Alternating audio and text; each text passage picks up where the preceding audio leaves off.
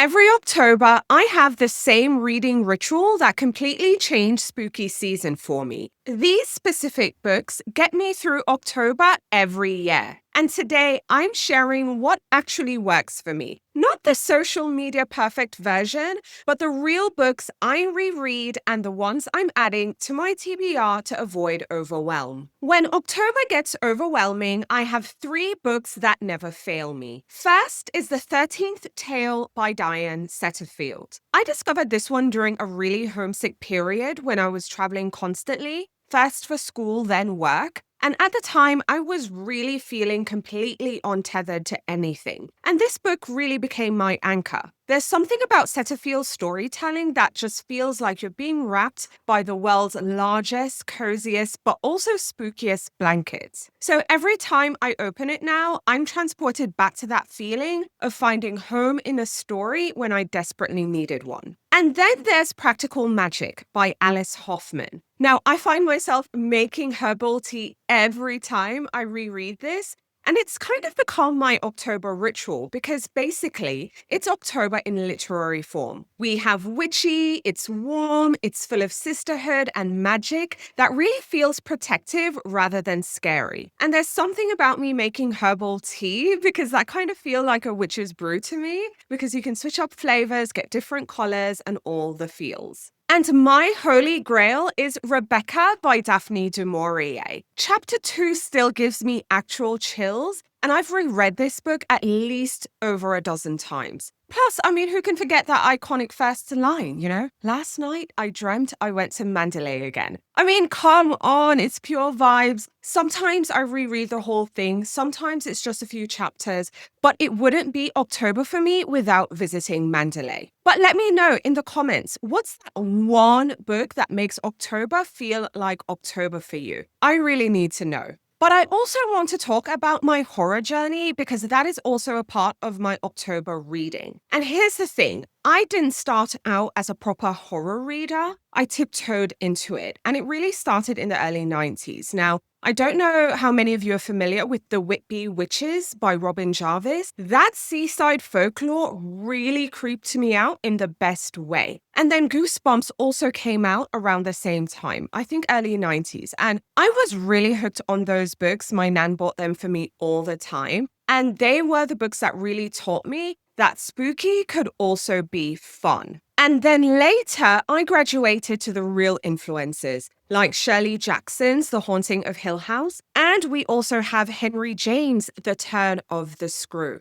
But Stephen King was my real conversion moment, all right? Books like Pet Sematary, hello, and The Shining, which I can't find right now, they weren't just scary, they were about grief, family, and survival. They were really deep, but they stuck with me in ways that other slashers never did. And I think that's when I realized horror could also be meaningful, not just shocking. Now, let me tell you about my real October routine. And no, it's not this giant spooky TBR of new releases because the reality is every October, I'm working ahead on my winter reading guide. So right now, I'm deep into advanced copies of 2026 winter releases. And if you haven't already, now's a great time to grab the fall reading guide because that is available now. There's a link in the video's description so you can get your copy. But even though I'm creating content, I still like to keep my traditions alive. So every October, I dip into Poe. I love his poems and short stories, plus other Gothic poets like Christina Rossetti's Goblin Market and Emily Bronte's darker work. I think they're really quick mood setters. And I always revisit Du Maurier. So sometimes it's Rebecca, and yes, this is a different edition,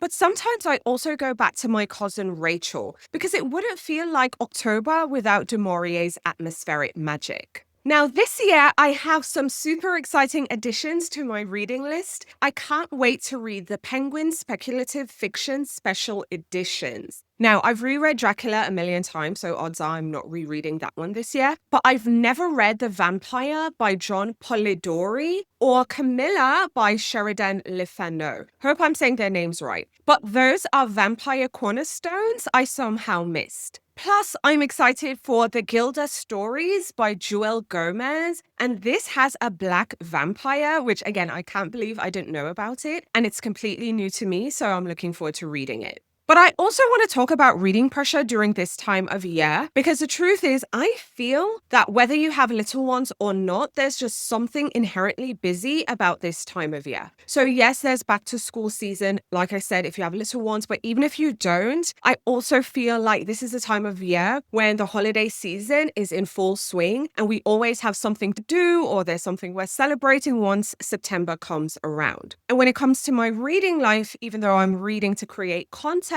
I also want it to be an escape. And I know this sounds ridiculously simple, but I used to be that girl who every year would make a giant spooky TBR, and every year I don't finish. And then I realized that one, I was doing it purely for vibes. And then two, as someone who really likes to finish things that I start, it was making me feel like I was failing as a reader and I wasn't accomplishing my goals. So I have learned to separate things I'm excited about from things I feel obligated to read. And I keep my reading list very simple. I have one book that challenges me, one that is a comfort reread, or one that is a new discovery. So this year, my challenge read is going to be The Historian by Elizabeth Kostova. It has been haunting my TBR forever because I've been meaning to read it for a really long time. The comfort read is going to be The 13th Tale because it never fails to feel like coming home.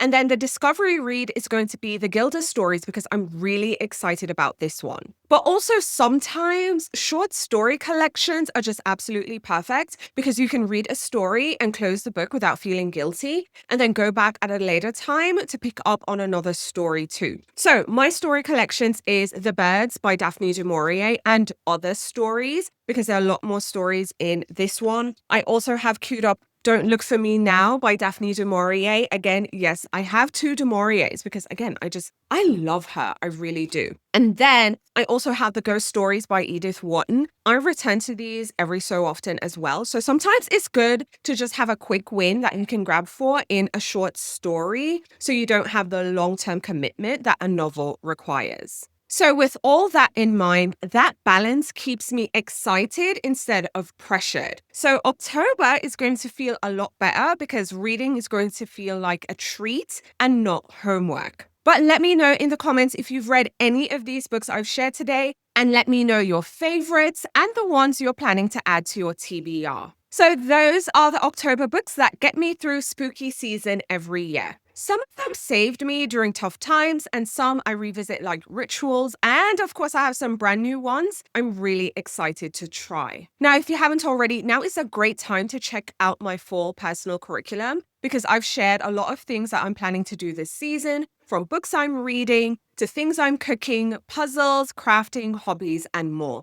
And don't forget to subscribe and hit the notification bell so you're the first to know what's new when I go live every Thursday and when new videos are uploaded. Thanks for watching, and I'll talk to you soon.